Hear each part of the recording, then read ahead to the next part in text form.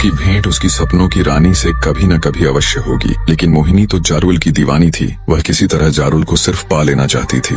इसके लिए वह सब कुछ करने को तैयार थी। उसने पहले अपनी आंखों से मादक प्यार छलकाकर जारुल को अपनी ओर आकर्षित करने का प्रयास किया, किंतु जारुल ने उस पर ध्यान नहीं दिया। इसके बाद उसने अपनी सहेलियों से जारुल के पास प्रेम के संदेश भेजे और उससे एकांत में मिलने की इच्छा प्रकट की। जारुल ने मोहिनी की सहेलियों की बातें बड़े ध्यान से सुनी, लेकिन उससे मिलने से साफ इनकार कर दिया। मोहिनी ने जारुल को लुभाने और उसे अपने प्रेम जाल में फंसाने के इसी प्रकार के बहुत से प्रयास किए, किंतु उसके सभी प्रयास असफल रहे। लेकिन एक बार तो मोहिनी ने हद ही पार कर दी। जारुल अपने पिता के खेतों से लौट रहा था। शाम हो चुकी थी और रात का अंधेरा तेजी से बढ़ रहा था। जारुल खेत की पगडंडियों पर चलता हुआ तेजी से अपने गांव की तरफ बढ़ रहा था। उसका गांव अभी कुछ दूर था। अचानक सुनसान रास्ते पर मोहिनी प्रकट हुई और उससे लिपट गई। उस समय उसने भरपूर श्रृंगार किया था और भड़कीले कपड़े पहने थे। जारुल घबरा गया। उसने मोहिनी को अपने शरीर से अलग करने का बहुत प्रयास किया, किंतु मोहिनी थी कि उसे छोड़ ही नहीं रही थी। जारुल उसका एक हाथ अलग करता तो मोहिनी दूसरा हाथ उसकी गर्दन में डाल देती और फिर लाइक सब्सक्राइब नहीं किया।